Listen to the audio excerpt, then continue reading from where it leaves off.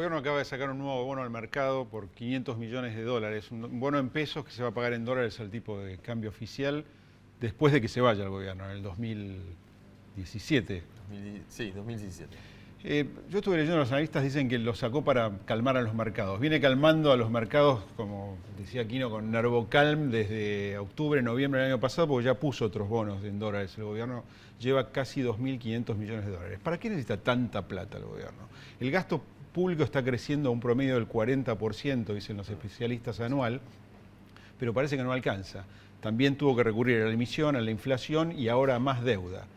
La pregunta que nos hacemos en Divina Comedia es si el gasto es mucho o está mal administrado.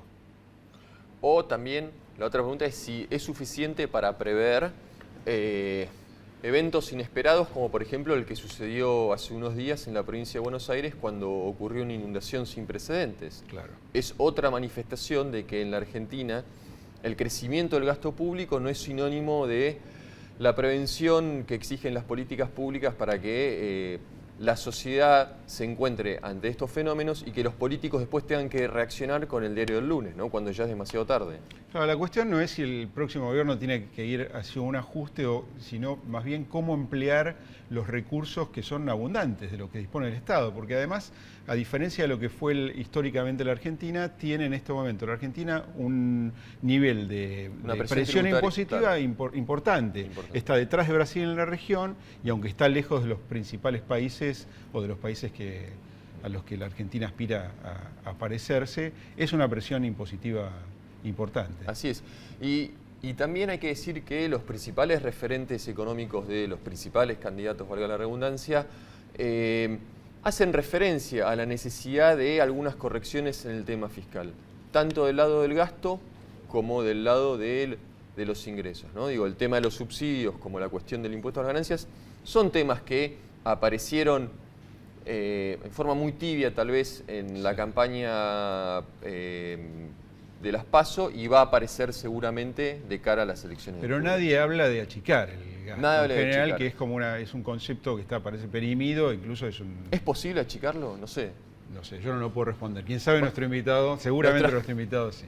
Bueno, está Oscar Cetrángolo con nosotros, que es economista, es director de la Maestría de Economía de la UBA, fue funcionario del Ministerio de Economía. Así es. Y es especialista en lo que estamos hablando, políticas públicas. Cómo emplear el dinero que el Estado recauda de los contribuyentes para desarrollar, para hacer un país en el que se viva mejor. Así es. Bueno, nos presentamos y nos sentamos con Cetrángolo.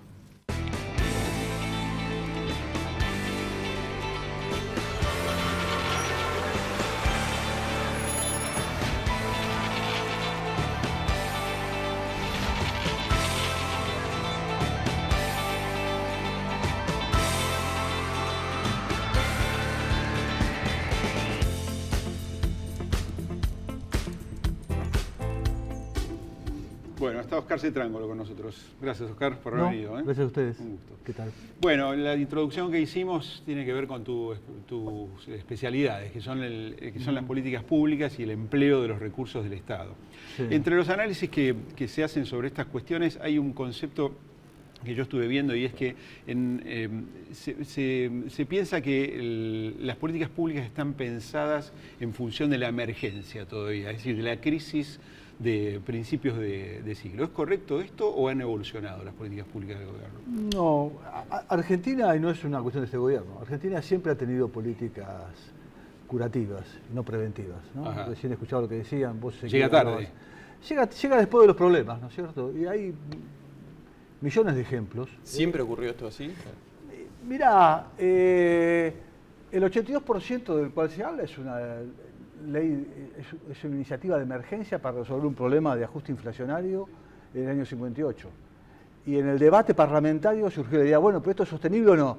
Y dijeron, bueno, resolvamos la emergencia y en el verano armamos un proyecto de largo plazo, nunca se ¿Hablas del 82%? Sí, estoy hablando del año 58. Digo, la ley de coparticipación es una ley de emergencia del año 87 que iba a durar 2 años y todavía está vigente. El servicio militar obligatorio se eliminó cuando se murió un soldado. Nosotros no estamos acostumbrados. Bueno, estamos votando todos los años una ley de emergencia, renovando estamos votando todos los años. Leyes de emergencia. El impuesto a las ganancias, que es troncal en el sistema tributario argentino y es la base de los aspectos más redistributivos del sistema argentino. ¿Y a qué atribuís? Es una Surge cuestión, una ley de emergencia. no es solo una cuestión económica, es una cuestión casi cultural, No, ¿no? es más cultural. Eso es más cultural, tiene que ver con la cultura argentina, con la clase política que salvo periodos muy específicos de la historia no ha tenido una visión de largo plazo. Yo creo que las políticas públicas son diseñadas frente a una emergencia. Es cierto que la Argentina ha tenido muchas emergencias, ¿no es cierto? Y creo que el problema es más macroeconómico. Las crisis macro obligan a resolver cuestiones en la emergencia. Pero después, salida de la emergencia, uno no aterriza, ¿no es cierto? No aterriza. Recuerdo, por ejemplo, el plan Jefes fue un plan ideado para la emergencia de la crisis, ¿no es cierto?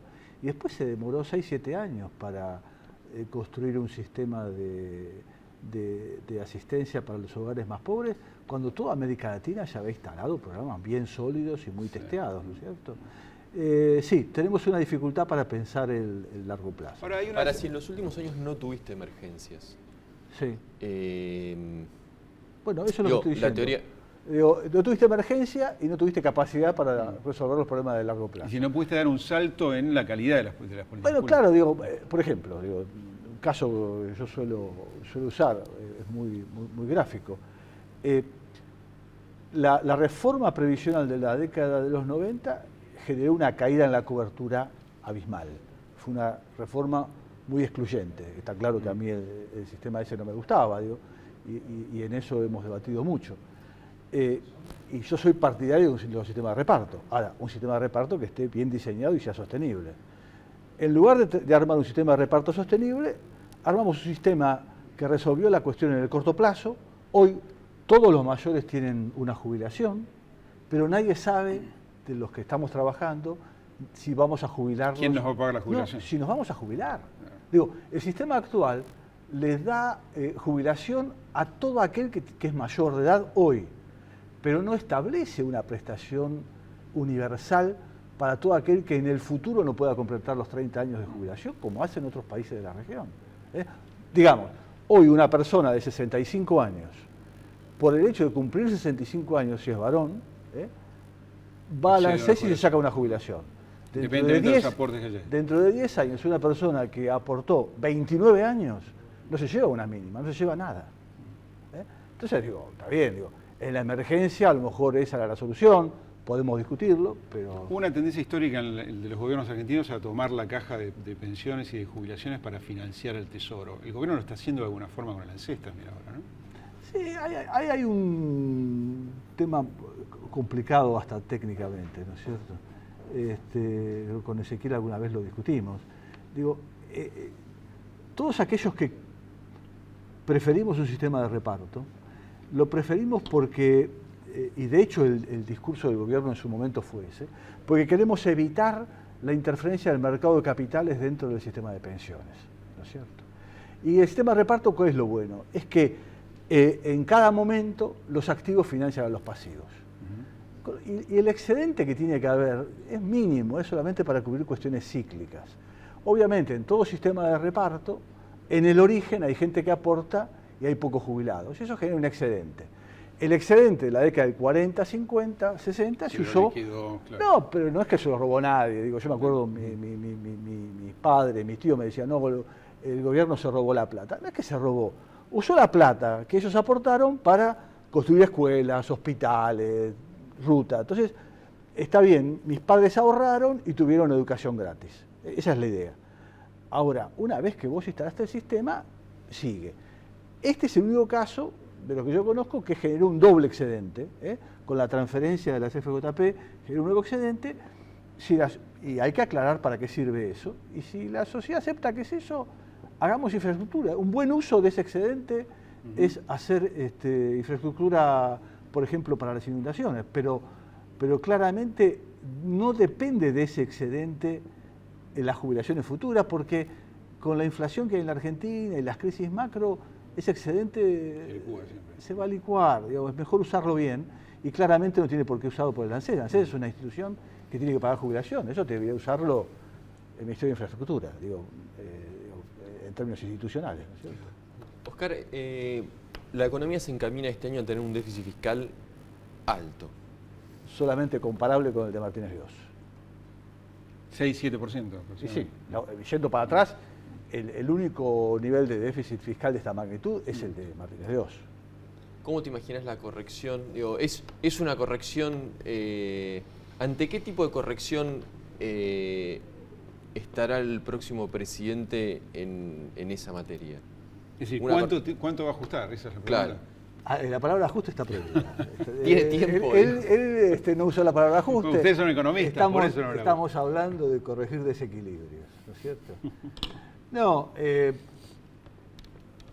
la sociedad argentina asocia la palabra ajuste a cierto tipo de recetas, ¿no es cierto? Mirá, que en algún momento esto hay que corregirlo. Digamos, un Estado no puede sostenerse un largo plazo con este nivel de déficit, ¿no? Bueno, Gastando Macri, más de lo además, que recauda. Claro, ¿cuánto tiempo podés estar? Digo, durante mucho tiempo Argentina tuvo desequilibrios de 2-3 puntos del producto que lo financiaba con impuesto inflacionario. La sociedad argentina ya aprendió que ese es el mecanismo y trata de escaparse, ¿no es cierto?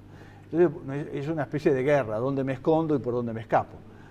Ahora, este nivel de desequilibrio pareciera que es mucho más grande que aquel, digamos, y no es sostenible. La buena noticia es que la Argentina no tiene tanta deuda, ¿no es cierto? Digamos, todavía tiene margen para endeudarse, y eso lo que significa que tiene plazos, tiene tiempos para hacer las correcciones, ¿no es cierto? Y las correcciones vienen de muchos lados, digamos, del lado impositivo difícilmente, porque estamos en un nivel de presión tributaria elevado, sobre todo para el Estado que tenemos, ¿no es cierto? Un sueco estaría dispuesto a pagar un poco más de impuestos que nosotros, pero... Tiene otra prestación. Los suecos tienen buena educación, buena salud. Nosotros tenemos una elevada presión tributaria y servicios muy deficientes, ¿no es ¿De cierto? qué porcentaje es en Suecia en relación al producto? El nivel de gasto está cerca del 50%. En países ¿Y la nórdicos presión está cerca del impositiva? 50%. No, por ahí. Por ahí también. Por ahí. No, son estados equilibrados, con un alrededor del 50% de presión tributaria, 40 y pico, 50. Ahora, ¿se puede sostener este nivel de gasto en la Argentina o está por encima de las posibilidades? No, se puede sostener si, Pero hay que encontrar otra fuente de recursos. si la sociedad está dispuesta a financiarlo. Ahora, para que la sociedad esté dispuesta a financiarlo en el mediano plazo, es cuando la sociedad recibe los servicios. Digo, hoy no es que las clases medias altas tengan que mandar a sus hijos a una educación privada porque la prefieren. Hoy también las clases medias bajas están utilizando educación privada porque la educación pública no resuelve los problemas, ¿no es cierto? En salud creo que estamos un poco mejor en ese sistema, ¿no es cierto? El sistema hospital público todavía sigue funcionando, pero digamos, no tenemos prestaciones acordes al nivel de presión tributaria que estamos teniendo. Y es porque la plata se va licuando por lugares que uno no quisiera que se licúen, ¿no es cierto? Digo, usted está hablando de los subsidios. Los subsidios no tienen un impacto redistributivo importante, todo lo contrario, digo, ¿no es cierto? Ese dinero bien usado podría tener un impacto redistributivo mucho más fuerte. Ahora, la sensación es que está volcado hacia los subsidios en general. Los subsidios, lo que pasa es que la cuenta que uno hace es, tenemos 6 o 7 puntos de déficit, los subsidios son más alrededor de 5 puntos, entonces es muy fácil decir, un político le pregunta a un economista, ¿qué hago? Cortar los subsidios, ¿no? Esas historias son conocidas, digo. Cualquiera que iba a la Secretaría de Hacienda en los 80, 90 recibía un listado de las medidas que tenían que hacer, medidas que eran imposibles de aplicar, eliminar el fondo del tabaco, el subsidio de gas patagónico, digo, hay cuestiones que tienen que ver con pujas, con negociaciones políticas que son difíciles, claro, que se deben revisar, pero no se revisan de un día para el otro. Uno no, digamos, puedo estar en contra de la promoción industrial, pero yo no desmantelo un aparato productivo de un día para el otro, sobre todo cuando estoy en situación productiva comprometida. Te escuché decir alguna vez que no hay un buen diagnóstico en políticas públicas. ¿Qué quiere decir eso? ¿Qué son políticas públicas? Bueno, políticas públicas es salud, educación, pensiones. ¿Qué quiere decir que el diagnóstico es equivocado? ¿O está equivocado? Mirá, en pensiones, yo veo el debate y el debate va entre los que quieren eliminar el sistema de pensiones contributivos y los que quieren sostener el 82%. Ni una cosa ni la otra es sostenible, ¿no es cierto? Uno por exclusión y el otro por inviabilidad financiera. En salud me parece que hay mucho esfuerzo por mejorar la oferta pública, con medidas muy puntuales, muy correctas, pero el sistema de salud está gastando, no sé, 7, 8, 9 puntos de producto, y me parece que no tenemos un nivel de prestaciones acorde. Claro, la clase media alta está contenta porque lleva sus aportes a la obra social a la prepaga que quiere, y los sectores de menos recursos tienen un buen hospital público. Sí. Pero la oferta no es ni en términos de eficiencia ni de equidad la correspondiente a la plata que se gasta, ¿no es cierto? Hay un mal uso entonces de dinero. Hay un mal uso de los fondos disponibles, pero los diagnósticos no pueden ser nunca buenos porque las estadísticas no existen. Digo, estamos hablando de presión tributaria, yo te digo, estamos en 32, pero la verdad es que no estoy seguro. Yo no sé cuál es el producto hoy. Por la cuestión hablamos del de inflación. Claro, si vos no tenés estadística, es imposible tener buenos diagnósticos. Entonces, uno supone que la presión tributaria y el gasto público está cerca del 30 y pico % de la presión tributaria, el gasto cerca del 40 y pico, pero bueno, y si el próximo gobierno estima bien el producto y da que es otro, el diagnóstico es otro y resulta que a lo mejor estamos gastando más o menos de lo que pensábamos, ¿no es cierto? Y lo mismo pasa con el gasto en salud, uno dice, bueno, gastamos mucho o poco, bueno, depende de cuál sea el producto. Ahora, vos decís entonces que el próximo gobierno tiene margen para evitar justamente el ajuste en las cuentas fiscales. Bueno, sí que no está frente a una situación como en los 80. Tiene que corregir los desequilibrios. Me parece que los desequilibrios son en principio más macroeconómicos, claro. Y lo fiscal viene asociado a eso. Digo, el gobierno puede seguir cobrando no retenciones. Bueno, depende del tipo de cambio, no depende de otra cosa y del precio internacional. Si el precio internacional cae porque entra en crisis China y el tipo de cambio se mantiene bajo, bueno, tenés un problema con las retenciones. Si no, digo, depende mucho del esquema macro. Bueno, Oscar, gracias por haber venido. No, gracias a ustedes. Bárbaro. Muchas gracias. Una pausa y ya volvemos.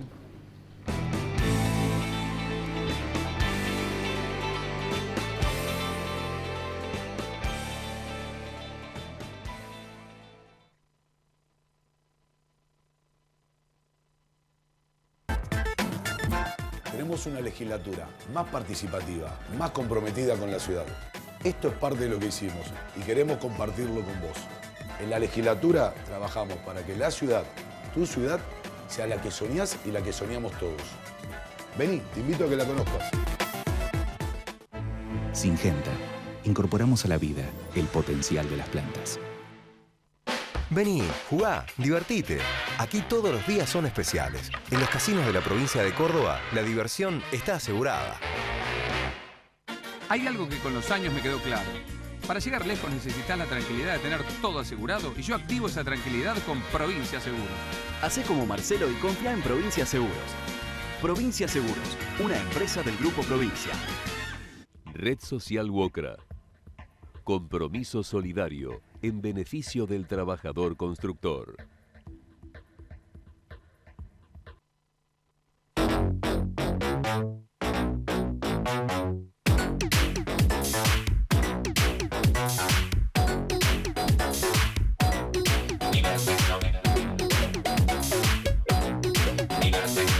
Banco Macro presenta Cuentas Sanas. El primer portal del país que te ayuda a administrar tu economía personal y familiar. Entrá a cuentasanas.com.ar y empezá a administrar mejor tu economía de todos los días. Invertimos para vivir en una ciudad más segura. Por eso, fortalecimos el sistema de protección ciudadana con más personal, más patrulleros y más tecnología. Colocamos 700 cámaras en puntos estratégicos y construimos un nuevo centro de monitoreo más moderno y equipado. Antes de fin de año, llegaremos a 70 móviles blindados que recorrerán la ciudad las 24 horas. Sigamos cambiando San Martín, nuestro lugar. Trae tu sueldo. Trae tu sueldo.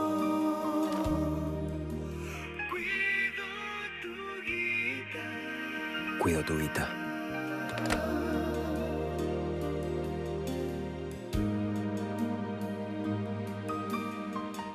Sí a 3 hospitales con más de 50 especialidades. Sí a 9 centros de atención primaria y promoción de la salud. Y sí al Centro de Estimulación Temprana. ¿Te animas a seguir diciendo que sí a la salud? Yo digo que sí.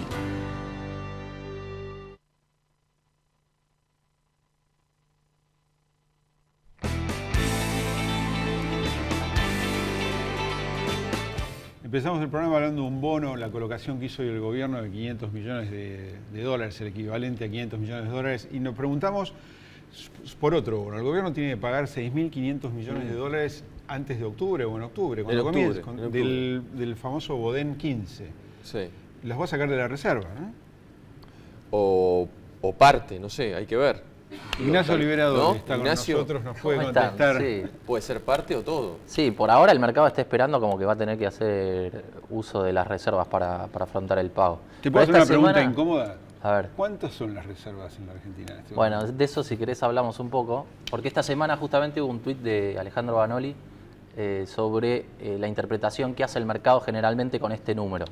El Central informa un número que son 33.800 millones de dólares. Ahí está los tweets. Y después el mercado empieza a ver qué es lo que hay adentro de ese número. ¿Cuánto ¿sí? informó el Central? 33.800 millones de dólares. 33.000. A ver, Banoli salió a decir que, bueno, que decir que las reservas se le quita algo, esto y lo otro, y aquello refleja, es lo que refleja que hay deseos de quienes quieren generar inestabilidad financiera.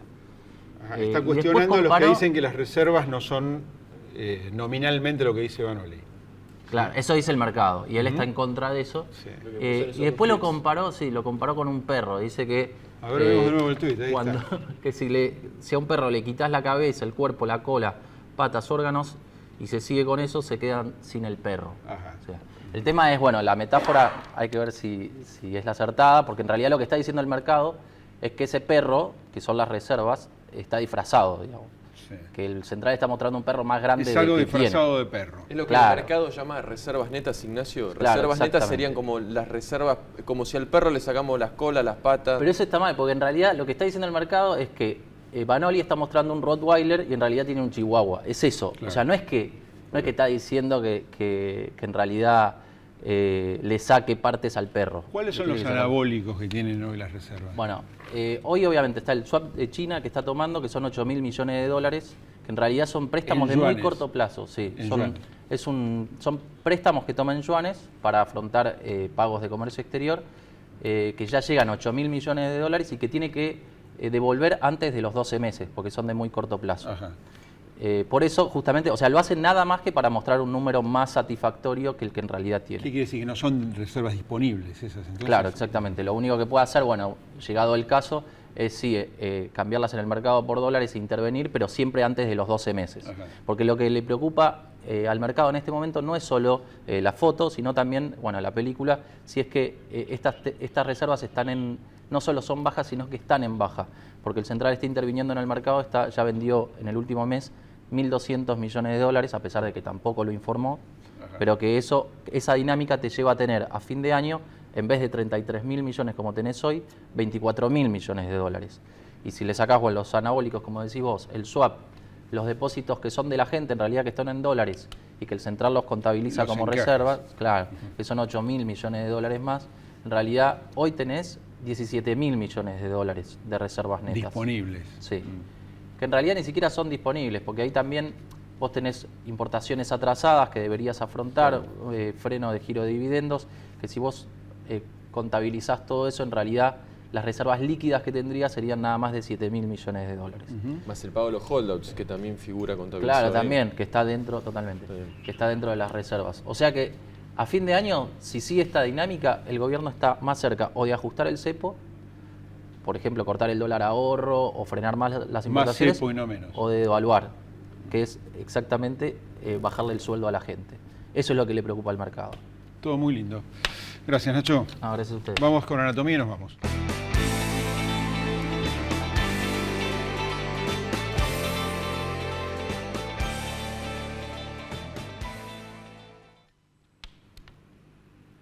Ese señor es el ministro de Transporte, no de Economía, de Transporte y de Interior, Florencio Randazzo. La foto tiene 2 meses exactos. Randazzo está entrando en la Casa Rosada el 18 de junio de este año. Acababa de hacer pública una carta dirigida a la Presidenta de la Nación en la que le daba los motivos, las razones por las cuales había declinado a ser candidato a gobernador en la provincia de Buenos Aires. ¿Te acordás cómo fue la secuencia, no? Sí, me acuerdo perfectamente. La presidenta lo bajó de la candidatura presidencial para encaramar a Daniel Scioli. Para que fuera en interna él con Daniel Scioli por el Frente para la Victoria para ver quién era el candidato a presidente. Randazzo se puede decir que Randazzo fue el primer dirigente del kirchnerismo que dio un no rotundo a un Kirchner. No se recuerda una decisión que haya tenido las consecuencias que trajo esta. Alberto Fernández cuando se va, tal vez después de la 125. Alberto Fernández la renuncia, sí. Pero es cierto que el plan de Cristina era que él fuera el candidato único en la provincia de Buenos Aires. En la provincia de Buenos Aires, y eso no resultó. Eso sí es cierto que rompió con el plan que tenía Cristina Fernández. E incluso expuso al kirchnerismo, al oficialismo, a tener que abrir una disputa interna en el principal distrito y en el más sensible, en un contexto delicado, con el jefe de gabinete, Aníbal Fernández, denunciado por un criminal, un hombre que está purgando una condena a cadena perpetua por un crimen, de ser un funcionario que está involucrado en el tráfico de drogas. Y ex post con una rival que ha puesto la oposición, que ha designado la oposición como María Eugenia Vidal, que no le ha ido mal en las PASO. ¿Qué será de Randazzo? Es una pregunta que hoy estuvo en un acto con el gobernador de Santa Fe, Bonfatti, presentando... Haciendo gestión, ¿no? Haciendo gestión, sí, un acto por los DNI. Sí, dicen que ahora no hay tanto celo en cómo salen los documentos, ¿no? Terminó la campaña para Randazzo. Bueno, nos vemos la semana que viene.